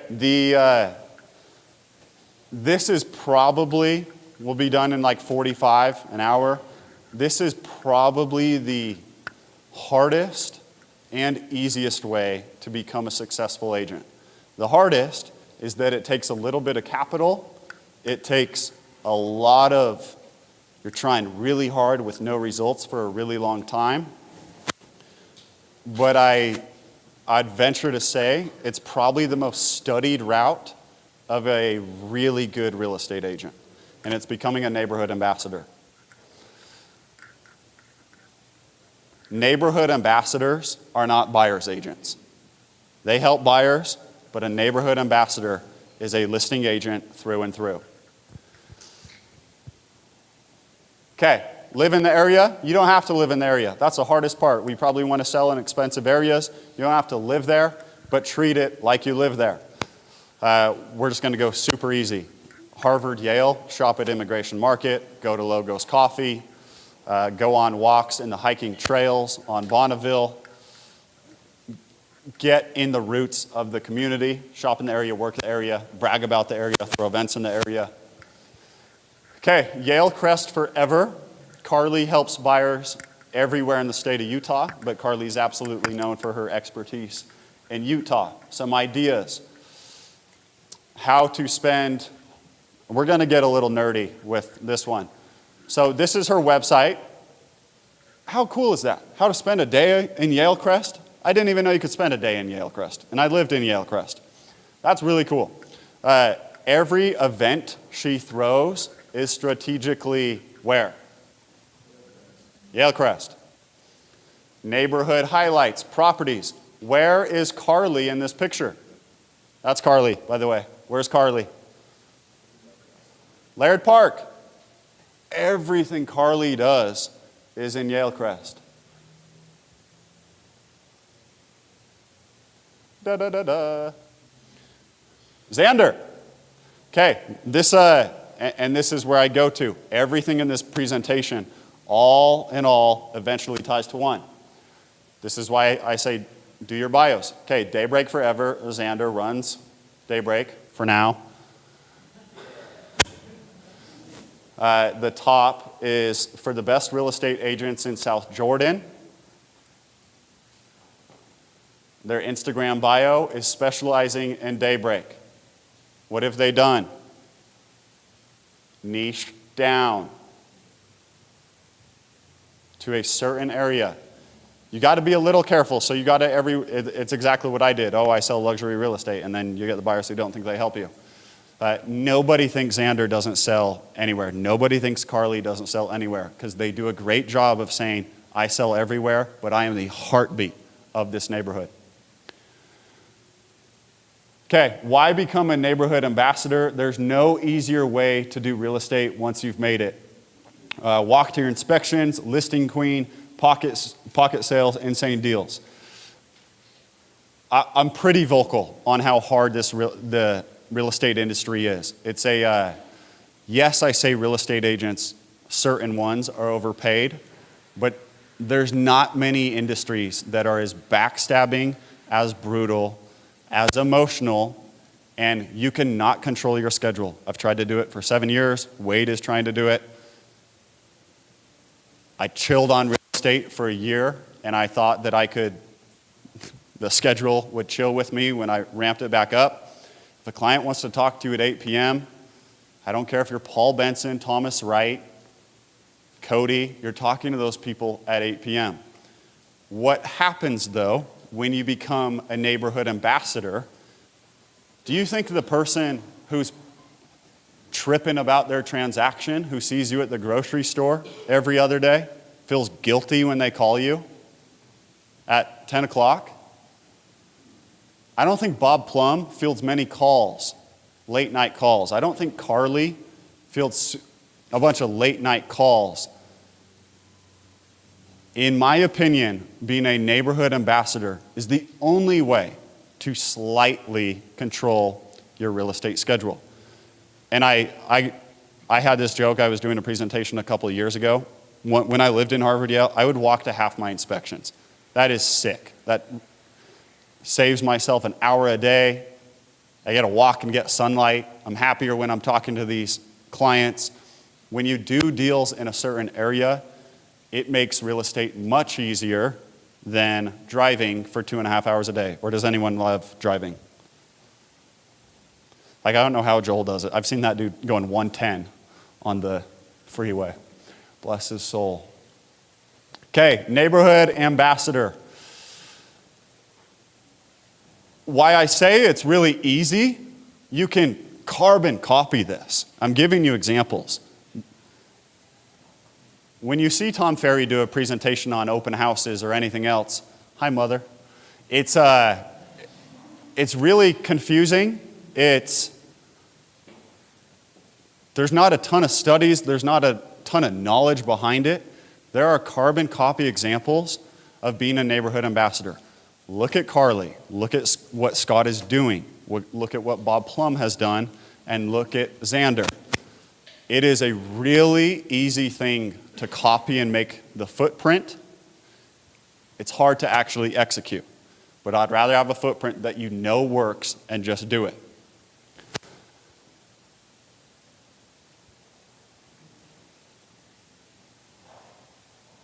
Okay, I'm going to dive in a little deeper on this before I move on. And this I didn't prepare for. But when I'm talking, and I like to stare at nothing when I'm thinking, when I'm thinking about a neighborhood ambassador, they grocery shop in the area. One of my favorite presentations ever was the baristas' names in the area. You fill up your tank in the area. You do shopping in the area. You do an Easter egg hunt in the area. You do videos. Like if you're just doing a random video and you want to become a neighborhood ambassador, and I'm doing it in Harvard Yale, where am I doing it? I'm doing it with a green sign behind me that says what? That says Harvard or that says Michigan. It's really easy to copy. And then the big thing that is a little bit harder for new real estate agents, but something I luckily was able to do, I really don't do open houses anywhere else than the areas I want to become the neighborhood ambassador in. You don't really see Jeff Justice or Bob Plum in Draper. You see him in Sugar House or Harvard Yale. It's almost impossible, and I think Joel Carson would say this as well. He's probably the best agent in Utah history. He does it a much different way. But to do real estate in the whole state of Utah is a little bit harder than to do real estate in a hyper-local area. And when I say hyper local, pick an area. Don't pick 6 square blocks. That's stupid. Pick Sugar House, pick Liberty Park, pick the avenues. Pick a big area. And then the last piece of advice I would give, if you go after an expensive area, we're just dealing with turnover. The homes turn over less, and the real estate agents are better. One that I'm seeing right now, and I said this 6 months ago, Liberty Park needs somebody. If you live in Liberty Park, go be the brand ambassador in Liberty Park. There's people who are trying, they're doing really great, they're posting about it. But I think you got to do everything. This isn't a do open houses, do events. It's follow Carly, see what she does, stalk her website, and then go for it. Last thing on Neighborhood Ambassador, Caitlin, you've done where are you? You've done a great job at being a home ambassador. And I think you can really, I don't know exactly, but it appears you like mid-century modern. Is that true? Yep. You can be a home ambassador, or you can be a neighborhood ambassador. A home ambassador is you like a certain style and you post about it all the time. Any questions on that? Cool.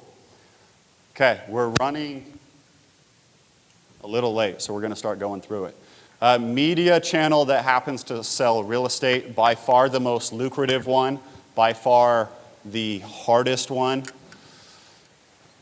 There's a guy named Ken Pozek out of Florida, who I've mentioned like 22 times in this presentation.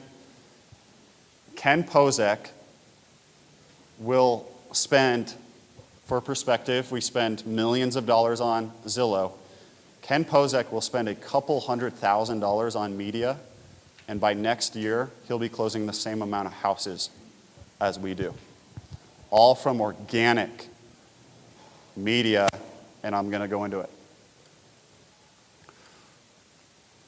Also, I think all this, there's a million ways to do real estate. I'd rather do real estate our way, but the whole point of this presentation is to pick something and start executing on it. Okay, what do I mean? Clients transact with people they trust.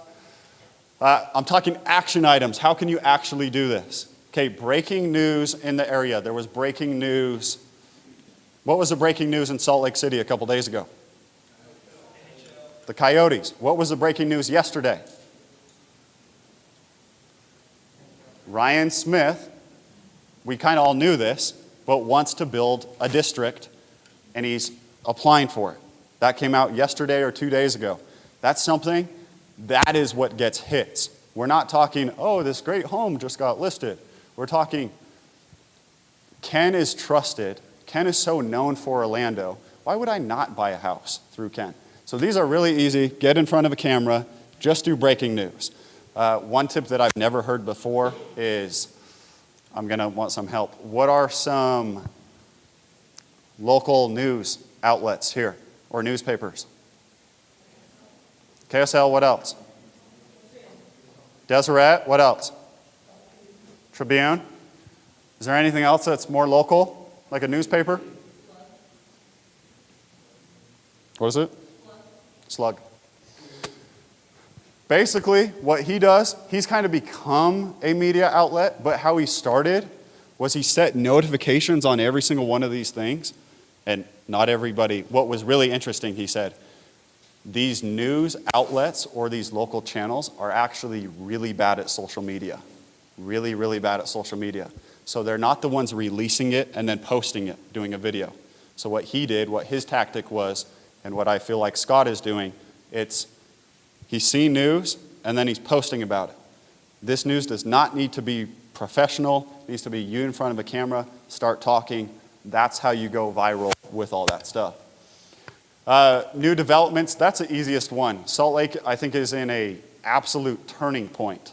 One that, just a random idea that I would do is, I was there a couple days ago, the hotel coming across from the Delta Center, where the old train station was.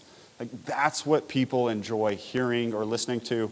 They don't care that you're selling homes once a day or once a week. Okay, community events, all that. This is a great one. What do you wish? Okay, this is awesome. Pay attention to this one. This is a hook. What do you wish, and use ChatGPT for hooks. What do you wish you knew before moving to Sugar House? What does that do? Number one, it's going to give some real things that you wish you knew. But what else does it do? Creates trust and gets people watching. I'm not a hooky person. We need to get better at it, but that is something that if you talk to Jeremy Knight, Ken Pozek, we'll go into a little bit. The people who are the best of the best at this, Tony, you do a great job at this, do really good hooks that get people's attention, and then they start talking. Don't do a hook and then not talk about it, though. Okay, here's an easy one. This guy's as professional as it gets, but if you saw he was and Ken is cool. Ken's a really cool dude. But if you saw his first video, it looks like so scared of getting sued. So it looks like the 1993, one of the big brokerages, like guy gets in a suit and says, "Welcome to Orlando. My name's Ken Pozek. Do you want to buy, sell, invest?" Start somewhere. These are some really easy ones. Okay, get subscribed to the outlets and start doing this. Sales tax voted for Florida, electric roads in Orlando, job growth in Orlando, squatters rampant in Florida. Would you rather watch this or just click through a real estate agent who says they just sold a West Valley Rambler? I'll take the laugh. Okay, Ken Pozek again, Pine Hills Development, best place to live in Orlando. Okay, that's another one. I'm hoping you can walk away with some action items. Best place to live in Salt Lake City, best place to live in Liberty. You can go down, go down. Best retirement community. Okay, these are 5 random takes. What's your favorite local business? This series alone could take 10 weeks. What's your favorite local business in the neighborhood and why? You could do that for 10 different areas. What community events do you look forward to each year in this neighborhood? That's pretty cool. ChatGPT fired that one at me, and I was like, I just want to know the events. How do you think this is a good one. This is one you'll get some traction on. How do you think this neighborhood has changed in the last 5 years? This is another great one. What would you change about this neighborhood if you could? I'd remove the construction. What's the best kept secret? Okay, this one's the most daunting one. I think the best advice I can give is just get in front of a camera. You can hire a videographer when you start selling houses. That should be the goal. That should be part of the mission, is to leverage yourself out and get help once you get the sales. But it's proven time and time again, you can do this without. So 3 to 5 stories a day. This is from like the consensus average. 3 to 5 stories per day. That's where it's be personal. Post the house you just sold. Post your nice looking margarita.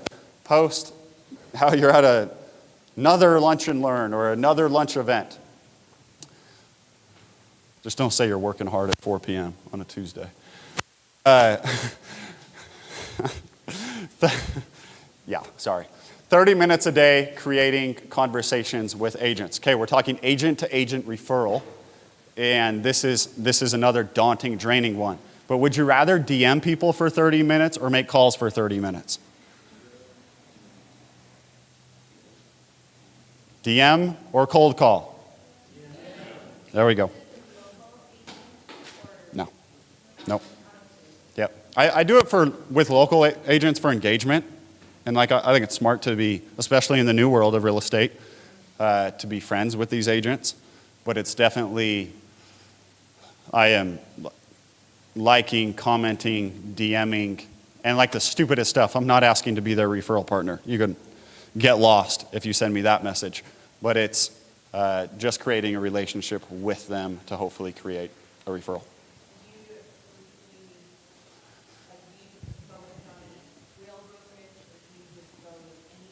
Any. Yep, any. And then be smart. I mean, like, how many people are moving from Indiana to Salt Lake. So Boise, California, Texas, helped tons of people from California and New York. Those are the agents I'm creating relationships with.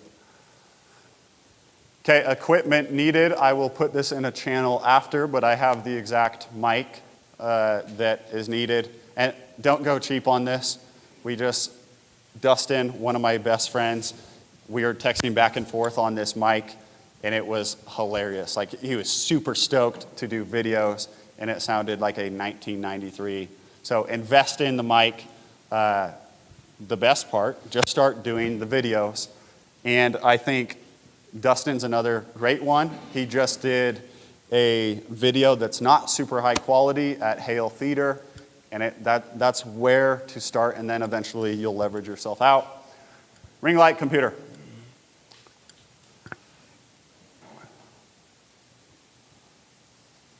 Okay, this is where I'm going to ask for a little bit of engagement after this. So we're going to take a 60-second, 2-minute break, but 5 ideas for your first reels.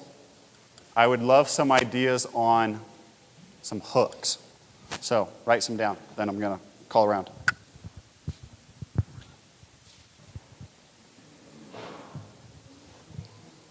You can cheat and use ChatGPT.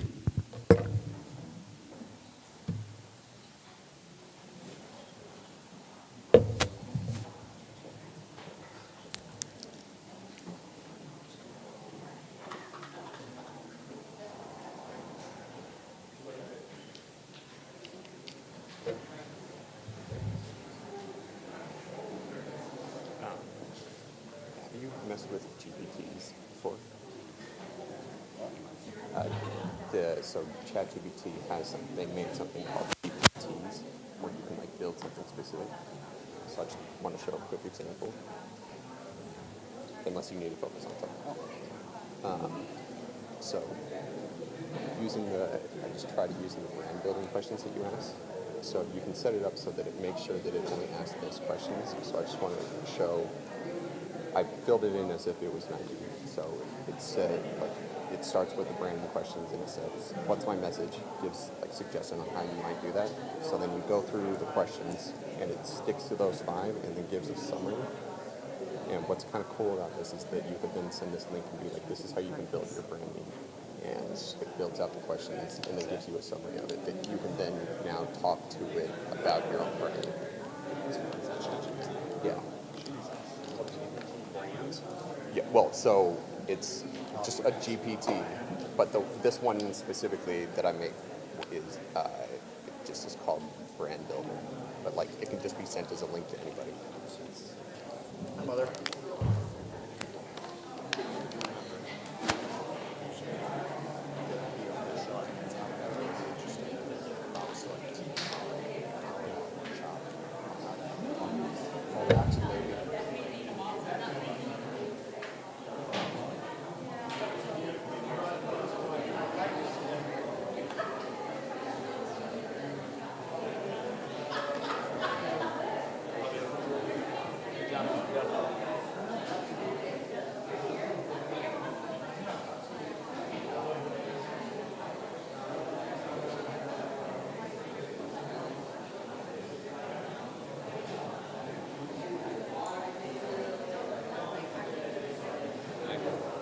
I haven't shaken your head.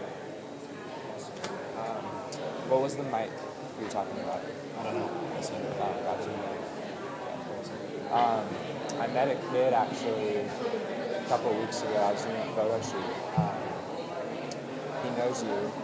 Do you know an Emmanuel Eli? Yeah.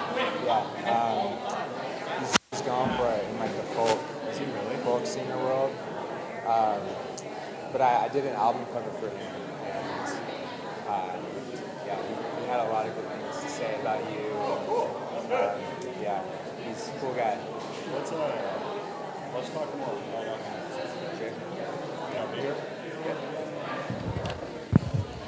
Okay, if everybody can take a seat in the next 30 seconds.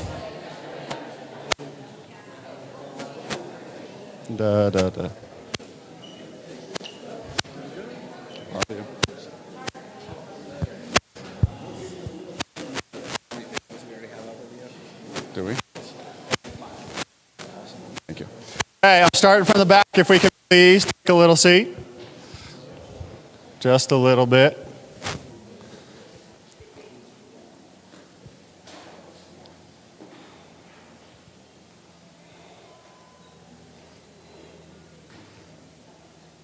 It's where all the cool kids hang out in the back, so I'm gonna slide until people sit.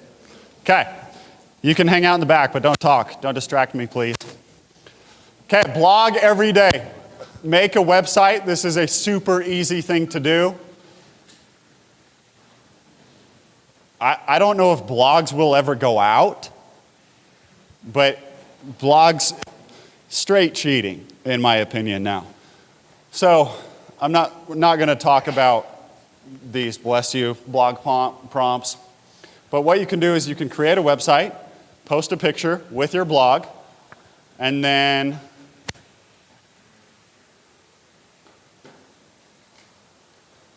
this is why I think blogging is cheating. I was sitting at Starbucks. You can find, I should pay rent at Starbucks. Write me a 5-sentence blog on Sugar House, and my favorite thing to do is visit the Dodo in Sugar House Park. It spit that out. My blog post is created. I take a nice picture, and people think I'm a local. There's nothing easier in the brand world that you could do right now. The biggest thing is people are not consistent. So my guess is you'll do okay if you post a blog every day. My wife's doing it for interior design. It's just like, again, it's cheating, but until it's not, we're going with it. Okay, YouTube. I'm not going to dive into it because I don't know a ton about it, but my biggest piece of advice and encouragement to you today is everybody at that conference who is really good at what they do is scared about YouTube or thriving on YouTube. And everyone is under the consensus that if they don't get on YouTube, they will be further behind than the next person. YouTube's not a place for super professional videos. It is. I'm talking like commercial style videos. Props to Scott. He's doing a lot of work recently, so we're bragging on him today. Jeremy Knight is one of the OGs of YouTube. I mean, it's very just basic, easy, breaking news content, controversial in the way of why would you move to Texas? Or my friend Trey Serrano did one the other day. He said, it was something like, I'm the worst real estate agent in San Antonio, and this is what you should hear, kind of thing. So really easy, simple things. And then Ken Pozek, look at Ken Pozek for inspiration. You'll find yourself crying to a pillow if you're trying to be like Ken, as I haven't cried, but I've been depressed because I don't know how I'll ever be Ken. But he's great for inspiration. Okay, this is the last thing, and then we're going to do some practicalities, old school, but make it new. Open house, this is what I said to the team meeting the other day. This stat alarmed me, and it kind of made me sad when I thought about this. 40% of the people who walk through your open house are sellers. So we are all not that nice to the neighborhood or the neighbors when they walk through our house, and it's like, oh, cool, nice to meet you, moving on. Those neighbors are sellers. Treat them just as, if you get a neighbor, and this blew my mind, I'm going to double down on it. If you get a neighbor through your open house, there's an argument to be made that you should be more interested in them than any other person who walks through your open house. Okay, this was from the Tom Ferry coach that I loved. Super easy, simple. 1 to 2 open houses per weekend. Circle prospect the open house. This goes to how did Carly become Carly and Yale Crest? This is where it started. Door knock surrounding 200 doors. That's one thing. I don't think you can do, I might be wrong, I don't think you can do media and make it big in a neighborhood. I just don't. I think you have to do traditional, and media will explode it. Your face has to be seen. So circle prospect the open house. What does that mean? You're calling people, inviting them to your open house. Door knock. I loved it because it was so, hey, do exactly this. Door knock the surrounding 200 doors. Invite them to your open house. Post on social on Wednesday and Boost. Give away, bake cookies. I did not add what I thought I added. The one piece that I really like, I always gave an open house flyer, and that's kind of useless. Something I've learned recently is if you're only doing 200, that's a lot of doors, but give a custom-made sheet that says, these are the past 2 houses that sold on your street, and this is what they were listed at, and this is how quickly it sold. Nobody in the world, and I think it actually is on a later slide, nobody on Walker Lane cares what a Salt Lake market update is. Nobody on Walker Lane cares what a house on Middleton sold for. Nobody on Yale cares what a house on Wilson Ave sold for, as Wilson Ave does not care what Yale sold for. Be super specific and give them a piece of value when you're talking to them. Door knocking creates sellers, open houses, short-term create buyers, but door knocking with value, I got this from Brock. He's a retired real estate agent now because he got burnt out, but he sold a ton of listings in Arizona, just going flyer by flyer, door by door, saying, this is what the house sold for. Is there anything else you want to know? And it is a numbers game, at bat game. Oh, I did do it. Cool. Okay. Show your face on the flyer. The house you're holding open, your socials in a QR code. That's a big thing. Probably nobody's going to scan, but if you get one, that's a big thing. How long houses take to sell on that block? People care about specific real estate. Yeah, I explained that. Cool. Okay, open house presentation and why. I've never heard a coach say this, and don't use this as an excuse, but really try to do open houses that are not lived in or staged. The house needs to be somewhat reasonably priced. What does every human think when you walk into an open house and they see an agent? That you're the listing agent. So if you're the supposed listing agent for a house that's been on the market 120 days, is staged ugly, what does that neighbor think of you? Oh, I'm not using this guy. Okay, and then this was like, I love the cheesy, inspiring one-liners. I can't say them, but I appreciate them. So if I can gather neighbors once, this is what the Tom Ferry coach, if I can gather neighbors once, I've done my job. Gather neighbors, this is what I'm talking. I'm talking gather neighbors. I'm not talking you meet your neighbors. Gather neighbors in the front yard, have a taco stand, do something. If I can gather neighbors twice, I have won. If these neighbors, this is what Jack, my dad, did. This is what Carly, what Bob. If these neighbors can be with each other and they see you on Wilson and they see you on Kensington and they see you on Ramona, they're going to use you because it's this Jack guy who creates community in this neighborhood and I can't get away from him. So if you have the option, basically, if I were to practice it this way, because doing open houses in a specific neighborhood is not that easy. So I would do 1 to 2 a week, no matter what, to create business. And then if you can do it in that neighborhood, do a third. Okay, a couple more phases, then we're done. Like I've said 5 times, the whole presentation was to create an idea. I'm going to give some examples of agents. And I'm going to give some feedback on some agents. Who is the agent I want to become? Spencer Ford is one of the nicest humans, one of the most well-connected. We have friend circles that don't even cross, and his clients feel guilty telling me I'm using Spencer. He is a heavy, heavy, heavy relationship guy. He's not here, so I can pick on him going a little deeper. Spencer Ford was very involved in his high school. He was very involved in his fraternity. He's very involved in his friend circle, and he is a master inviter. Like, people like me, I could never be that. I have no desire to be that. I'm not an inviter. I'm not a connector. I do my thing, and that's how most agents are. So, but if you have a personality like Spencer, this is a really easy, again, way to do real estate. Spencer is somebody who I think will be a top listing agent within 3 years, solely because of how big his circle is. Okay, the 60-hour agent who does not go away. Like I said, I'm not recommending any of these. But there's certain methods to do real estate. Has anybody seen like the "Hey, what I did today"? I thought that graphic was cool and creative. And then did anyone see what Joel did? He took a shot at everybody. And he was like, "Hey, I'm glad y'all are showing 2 houses, and I'm glad you're making a sandwich for your kids. But I'm showing 40 houses today."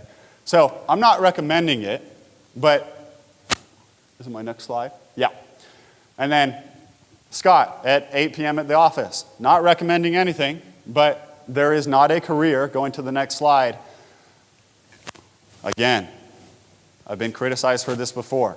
I'm not promoting work all day and have no balance.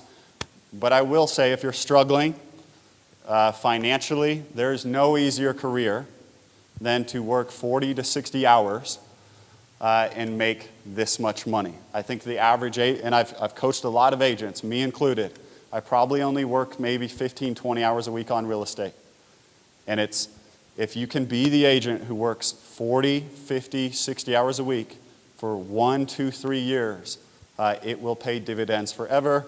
And if you don't want to work it for 1, 2, 3 years, you can be Joel and sell 180 houses. Where did I start this? Okay. The neighborhood specialist. This, if I am to give a recommendation on who to become as a real estate agent, like I said, it's a longer path, but there's no easier way to do real estate long term. My friend Carly, my friend Bob, and my friend Jeff Justice. I know where they all live. They all tell everybody where they live. It's all strategic. I run into all 3 of them constantly. They all have a license plate that they sell real estate. Everything they do is strategic. But one thing I would say, I like to dress pretty casual a lot of times. What do I see these 3? These 3 are never off. If they're in my neighborhood, they're presenting, they're looking like they're about to go to a listing presentation. So it's a little more strategic and a little harder, but that is a way I would recommend. And it's a pretty easy way to get into the luxury market long term. Okay, this is my goal. Oh, yep, cool. Okay, roadmap. This is my whole goal. And I wrote this down.